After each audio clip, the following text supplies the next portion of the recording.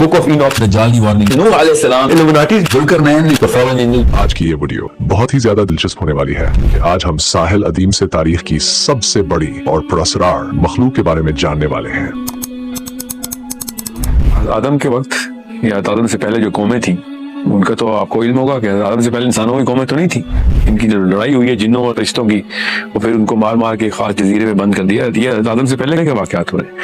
और इदरीस और आदम के बीच में 7 नस्लों का फर्क है, ज्यादा फर्क नहीं है। और इदरीस और नूह में 4 नस्लों का फर्क है, ये भी ज्यादा फर्क नहीं है। अब रही बात कि इल्यूमिनाटी कहाँ से मैंने बीच में डाल दी, उसका मैं आपको सबूत देता हूँ। The Aboriginals of New Zealand worship a certain type of God, जो एक खास बुत उन्होंने बनाया हुआ।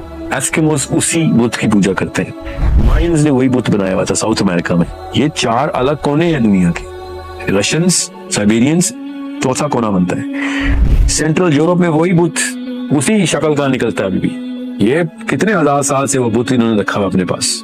इनकी आपस में कनेक्शन तो अब जाके हुआ ना, जब जहाज बने हैं और समुद्री जहाज बने हैं। उससे पहले कहां से इनके कनेक्शन थे?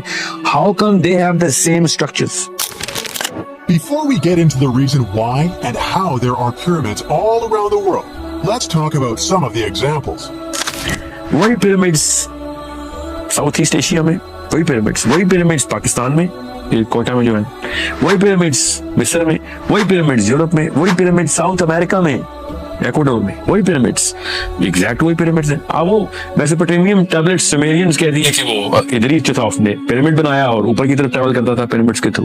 हमें निकोला टेस्ला के थ्रू पता चलता है कि हाँ वही वाली टेक्नोलॉजी उसने उसी शक्ल की, उसी स्ट्रक्चर की बना के उसने एनर्जी स्ट्रेटोस्फीयर में ट्रांसफर करने की कोशिश की हुई थी और कर भी रहा था सक्सेसफुली, और इसलिए मारा भी गया क्योंकि वो तो फिर मुफ्त की एनर्जी मिलनी थी हमें। इंजीनियर जॉन कैडमैन ने एक लार्ज स्केल मॉडल बनाया जो ये दिखाता है कि पिरामिड ऑफ गीजा वो इलेक्ट्रोमैग्नेटिक एनर्जी प्रोड्यूस कर सकता है, एग्जैक्टली वैसे ही जैसे ग्रेट साइंटिस्ट निकोला टेस्ला का वॉर्डनक्लिफ टावर था, जिससे वो पूरी दुनिया में वायरलेस इलेक्ट्रिसिटी पैदा करना चाहते थे। अगर पिरामिड्स इलेक्ट्रिसिटी सच में प्रोड्यूस कर सकते हैं तो उस इलेक्ट्रिसिटी का वो करते क्या थे? तो इसके पीछे एक थ्योरी है कि निकोला टेस्ला की तरह पिरामिड्स भी वायरलेस इलेक्ट्रिसिटी ट्रांसफर करते थे। देखो 2 सितंबर 1897 में निकोला टेस्ला ने अपना ये डिजाइन पेटेंट करवाया, जिसमें लिखा है कि 30,000 फीट की हाइट में जो एयर है वो वायरलेसली इलेक्ट्रिसिटी ट्रांसफर कर सकती है एक जगह से दूसरी जगह तक। और निकोला टेस्ला का ये डिजाइन सिर्फ पेपर्स में ही नहीं था, बल्कि टेस्ला इस कॉन्सेप्ट को प्रूव करने के लिए एक्चुअल में बहुत काम कर रहे थे। जब क्रिस्टोफर डन ने ये बुक पब्लिश करी जिसका नाम था the Giza power plan technologies of ancient Egypt, इसके बाद हुआ ये कि दुनिया भर के इंजीनियर्स ने पिरामिड ऑफ गीजा को डिटेल में स्टडी करना स्टार्ट कर दिया। और उनमें से कई इंजीनियर्स और साइंटिस्ट को यकीन हो गया कि ये पिरामिड सिर्फ राजाओं की मम्मी रखने के लिए नहीं बनाया गया था, इसके पीछे कोई और रीजन था। So we know through evidences कि मैंने कोई ख्याली पुलाव नहीं बनाया कि ऐसा होना चाहिए, वो कोई किरदार कशी करूंगा। These are all based on hard evidences कि ये कौन सी मखलूकी हैं जो हर वक्त पूरी दुनिया में मौजूद थी, कोई कोना नहीं छोड़ा था और अपनी पूजा करवा रहे थे। और फिर जब आप बिब्लिकल स्क्रिप्चर्स को पढ़ते हैं और फिर प्री बिब्लिकल स्क्रिप्चर्स को पढ़ते हैं, जो मैं आपको रेफरेंस दे रहा हूँ बार बार, तब आपको पता चलता है कि यार तो पूरी दुनिया में एक पूरी कौम थी जिसने इंसानों को गुलाम बनाया हुआ था। और वो बहुत पुरानी बात है क्योंकि ना मूसवी किताबों में है, ना हमारी किताब में है, ना ईसवी किताब में उसका जिक्र है, ना उन पुराने स्क्रिप्चर में जो हमारे पास अल्लाह ताला की तरफ स्क्रिप्चर है कि वो उस कौम के तौर तवार क्या थे। तो उससे पहले की कोई कौम थी जो कि खत्म भी हो गई, अब उसका कोई ताल्लुक वास्ता नहीं था, इसलिए हमारी शरीयत में उसका कोई इस तरीके का जिक्र आया नहीं। मगर डायनासोर्स के ऊपर आप मानते हैं कि डायनासोर्स के फॉसिल्स मिल गए, तो डायनासोर तो उससे भी पहले के, वो कैसे मान लेते हैं आप? जब मैं ये कहता हूँ कि भाई उसके भी सबूत मिल रहे हैं इस कौम के भी, ये डायनासोर के बाद की कौम है, तो उसको भी उसी तरीके से आपको मानना चाहिए। कि हमारे ईमान में फर्क आता है? बिल्कुल ईमान में फर्क नहीं आता। मगर इल्यूमिनाटी कॉन्सेप्ट की बेस आती है, हाँ तो 100% आती है। और द पॉइंट इज इल्यूमिनाटी जो थे वो वाली कौम थी जो कि उस वक्त इंटरगैलेक्टिकल ट्रैवल करती हुई दुनिया में आती थी और फिर उनके अंदर वही वाली खुसूसियात थी। अभी भी आप नोट करें, न्यूजीलैंड से लेके south American, Alaskan, central Europe, ये सब के सब किन चीजों की पूजा पाठ करते होते थे? उन्होंने वही फिगर बनाई हुई थी कि जो उस मखलूक की फिगर थी। और फिर उसने दरख्तों के अंदर, जानवरों के अंदर, जब उन्होंने पूरा ऑनस्लॉट शुरू किया था ना इनके खिलाफ, पूरी तरीके से ऑनस्लॉट शुरू हो गया था, मतलब लड़ाई चल रही थी, तो ये कहीं उनके पास भागने की जगह नहीं होती थी। So they used to save their sperm inside animals and even every living thing, plants में भी। इसीलिए तमाम एनिमल्स की बजाय एक साफ जानवर उठाया। बाइबल ये कहती है कि साफ जानवर उठाए और कश्ती में संभाल लिए।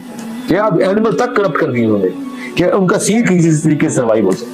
ये इल्यूमिनाटी की बेसिस पढ़ रही है इस वक्त। ये जो जितने भी ये 2 नंबर लेक्चर में सुनता हूँ ना इल्यूमिनाटीज की, जो अराइवल की सीरीज चल रही होती है और हर दूसरा बंदा इल्यूमिनाटी के लेक्चर दे रहा था, उसने एंशिएंट हिस्ट्री पढ़ी नहीं, बुक ऑफ इनॉक से ताल्लुक नहीं उसका, उसको नेफिलिम्स की बेसिस नहीं पता। नेफिलिम्स। अभी साहिल अदीम ने नेफिलिम्स का जिक्र किया, तो आखिर ये नेफिलिम्स कौन थे? आइए जानते हैं। इस कौम के सबूत एंशिएंट हिस्ट्री से भी मिलते हैं और बुक ऑफ एनॉक में भी इसका जिक्र कुछ यूं मिलता है कि हजरत नूह अलैहिस्सलाम के दौर में किसी दूसरे सियारे की मखलूक हमारी जमीन पर आकर रहने लगी थी, यानी एलियंस, जिनको आज हम इल्यूमिनाटी के नाम से जानते हैं और इन्हें इल्यूमिनाटीज को फॉलन एंजल्स भी कहा जाता है। ये हमारे सोलर सिस्टम में से डिबड़ी सियारे की मखलूक थी जो सियारा बाद में तबाह कर दिया गया था, जिसको आज हम एस्ट्रॉयड बीलल के नाम से जानते हैं। इल्यूमिनाटीज ने हमारे प्लेनेट पर आकर जानवरों, परिंदों, मर्दों और औरतों के साथ बदकारी शुरू कर दी थी। औरतों से बदकारी के नतीजे में नेफिलिम्स पैदा हुए जो कि दराज कद के थे, बड़े जोरावर थे, पहाड़ों में रहने वाले नेफिलिम्स। और ये नेफिलिम्स भी बहुत जालिम थे, पूरे इंसानों और जानवरों को खा जाते थे। जब पूरी दुनिया में जुल्म का अंधा निजाम कायम हो गया तो हजरत नूह अलैहिस्सलाम ने इन इल्यूमिनाटीज से जंग शुरू कर दी।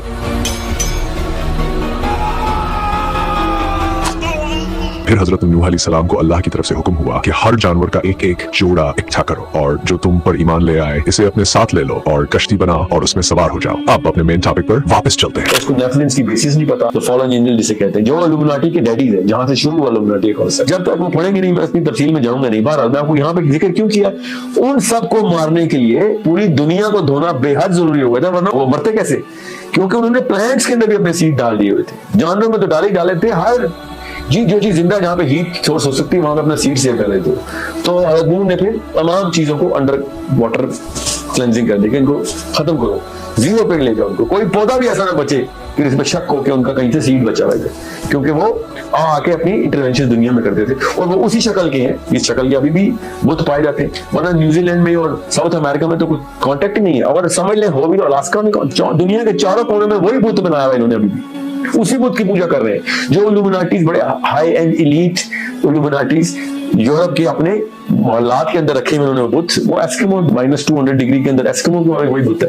ये कहां से है इनके पास ये वाले बुत उसी शक्ल के, जिसका सर परिंदे का होता है, धड़ जानवर का होता है, पैर इंसानों के होते हैं। तो सोचो सही ना, where they come from? They come from this very concept which the Bible explains very clearly in the ancient history, and the Sumerian tablets draw them with the pictures कि ये intergalactical मखलूक थी जो कि जमीन और जुपिटर के बीच में जो सयारा है, जो कि अभी भी पाया जाता है। मार्स असल में सयारा तो नहीं है ना, मार्स तो एक मून था उसका, इसके अंदर तो कोई प्लैनेटरी प्रॉपर्टी नहीं है। The real planet was which is the debris right now, जिसको एक एस्ट्रॉइड बेल्ट कहते हैं ना, एक सयारा था पहले जो टूटा हुआ है, तो घूम रहा है सूरज के कभी भी। जुपिटर और अर्थ के बीच में एक सयारा था, उस सयारे की एक मखलूक थी जो कि ब्लास्ट कर दी गई। वो सयारा तोड़ के दुनिया में एंटर होने की कोशिश कर रहे थे, नूह से लड़ाई कर रहे थे उनके साथ, और उनके साथ फिर जो मामला किया नूह ने, फिर जाहिर पूरा डिप भी देना था ना, पूरा का पूरा जो निजाम, जो जहां जहां पे उनकी गंदगी आ सकती थी उन्होंने कहा सारी साफ करनी पड़ेगी भी, पूरा का पूरा सैलाब आएगा ना। दिस इज अ हिकमा। हालांकि बुक ऑफ इनॉक कह रही है कि हजरत इदरीस ने नूह को पहले ही बता दिया था कि सैलाब तो आना ही आना होता है इतने साल बाद, उससे पहले तैयारी कर ले क्योंकि ये बचने वाले नहीं। इदरीस ने नूह को सैलाब का बताया हुआ था पहले से। नूह पढ़ पोते हैं इदरीस की, याद रखिएगा, ठीक है। तो it's a little bigger than what you think, और मैं एक्सपेक्ट नहीं करता कि इतनी डिटेल में लोग पढ़ाई करते होंगे एंशिएंट हिस्ट्री की, जो मुझे मौका इसलिए मिल रहा है because it was something which was connecting the dots of all those books, specially Idris का दौर।